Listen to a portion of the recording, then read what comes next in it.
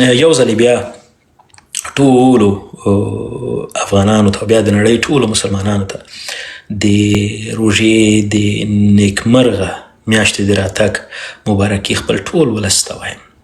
الله دې موږ او تاسو ټولو ته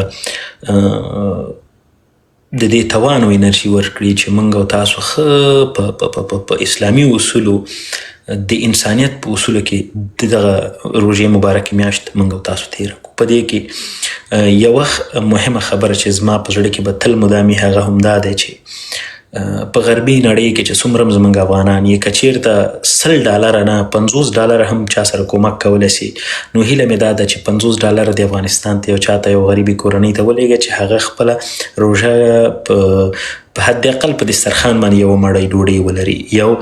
یوه خبره. دویمه خبره دا دی چې هغه افغانان چې په افغانستان کې دی او د تاسو اقتصادي وضعیت څه ناڅه جوړ دی کولی سي چې خپل د ګاونډي په دسترخوان باندې یوه مړۍ ډوډۍ کېږدئ. دا د تاسې او د موږ خپل خلک دي او دوی موږ او تاسو ټول یو بل ته ضرورت لرو. نو په دې هیله چې په دغه یوه میاشت کې ریا مه کوئ. خیر ده، زه پوهېږم د روژې میاشت کې سړی د سهار نه تر غرماښام پورې وږی او بیا په دسترخوان باندې 8-9 قلمه ډوډۍ ږدي. هغه غریبان چې ګوري والله پې ځورېږي، هغوی به هم زړه غواړي چې یو شی ښه وخوري. نو که کور ته میوه وړئ، ډوډۍ وړئ، هر شی وړئ، لږ یې په تور پلاستیک کې ورته وکئ او ویسئ. دغه اسلامي طریقه هم ده او ځان ته پټې وخورئ. په دې موبایلونو کې په دغه سنیپ چټ او په دې ټیک ټاکو کې دا شیان مه اچوئ او ویډیوګانې مه اچوئ، ځکه دا غریبان ګوري والله ځورېږي. زه یوه خبره غواړم تاسو ته وکړم، هر انسان د عمر په تېرېدو باندې هوښیارېږي، میچور کېږي، سړی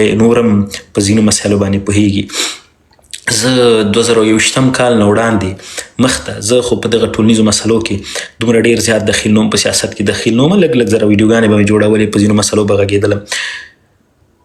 یو وخت کې به ما په سنیپ چټ باندې ډېر زیات شیان پوسټ کول، لکه مثلا زه به چې ښه ډوډۍ به مې خوړل هغه به مې پوسټ کوه، د چکر ځایونو ته به چې تلم ما به هغه پوسټ کوه، ښه موټر به مې چې واخیسته دا به مې پوسټ کوه، هر یو کار به مې چې کوه به د جیم ته به لوکسې ویډیوګانې هغه شیان به مې پوسټ کول چې ما به په ځکه زړه کې دا تېره چې ولا خلکو ته به دا خوند ورکوي. خو چې کله د 2021 کال نه را په دې خوا د خپل د ولسونو د غربت هغه کچه مې وکتله، بدبختۍ مې وکتلې. اول مې د سنیپ چټ ټول فعالیت خپل بند کړ، مکمل. شاید زما ملګري کوم چې سنیپ چټ کې دي ګوري به مې اوس هیڅ شی هم پکې نه پوسټ کوم. او په دغه انسټاګرام باندې به ما داسې شیان پوسټول چې شاید 80% ځوانان یې وسه نسي درلودلی چې وي ما به دا ټول پوسټول، هغه مې هم ټول پرېښودل. اوس یوازې په دې خاطر باندې چې کوم ځوانان کوم افغانان دغه شی وسه نه لري ولې ویې ځوروم، ولې ورته یو ډول جګرخوني ورته په زړه کې ورکړم چې ولا دا وګوره دا ځوان دومره خوشحاله ژوند لري زه یې ولې نه لرم. نو په خدای په خوا به یوه ډېره هغه خبره درته غواړم وکړم. په خوا به مثلا برانډ کالیګانو پسې ډېر زه وم، برانډ جامې واغوندم، برانډ بوټان واغوندم او برانډ ټراوزر واغوندم، برانډ بیګ ولرم، داسې یو فیلینګز به مې لکه داسې شیانو پسې به ډېر زه متوجه. او قسم ده چې 2021 کال نه را په دې خوا والله په بالله که په دغې قصو کې لا یم. کله کله خو داسې یو شی واغوندم چې هغه مې 2 کاله 3 کاله مخکې اغوستی یو په ځان کې مې تنګه مې بیا مې په ځان یې قصه کې نه یم، بیخي یو خاکساره ژوند مې خپل کړی. دا نه یوازې زه وایم، دا په مرور د زمان باندې انسان بدلیږي. او هیله مې هم دا دی د خپلو ټولو ځوانانو نه چې هغه پیسې چې په برانډ کالیګانو باندې ورکوي، په برانډ بوټانو باندې ورکوي، په داسې شیانو باندې ورکوي چې هغه ضایع د پیسو وي، نو هغه پیسې لږ خپل وطن کې غریبو خلکو ته ولېږئ. والله هم به مو زړه راحت وي، زړه به مو سکون لري، یقین وکړئ دغسې به خوشحاله ویاستئ چې حیران پاتې سئ. نو بس نو دغه وې خبرې او خلاص. او بله خبره پخوا وختو کې زه برته درته وایم ګن لکه نن 100 کاله وړاندې، لکه 3 کاله وړاندې، 4 کاله وړاندې ما به چې آیفون څنګه راغی نوی سیریز آیفون، نو زه به داسې ورته ورخطوم چې دا نن به راغی سبا ته به ما بس دوکان ته ولاړم چې تو دغه آیفون 12 واخلم چې زما سره به د آیفون نوی اوسي.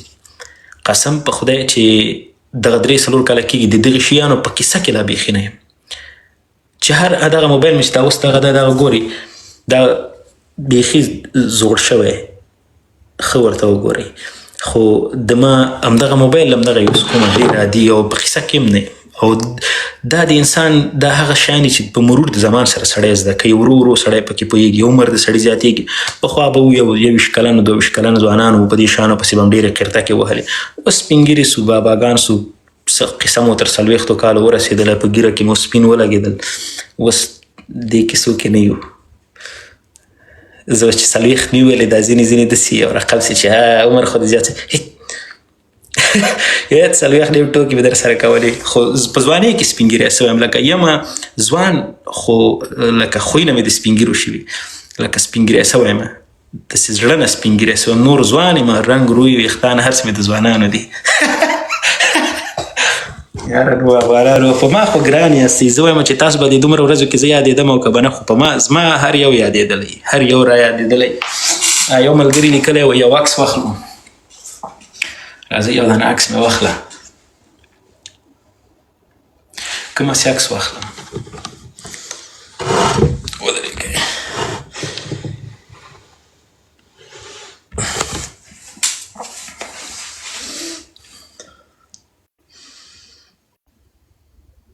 بس ده نو، دونه ډېر ښه. راځئ په اخره کې یو شی واورو په ګډه سره، بیا بله خیر سره دا لایو وتړو. صحیح ده؟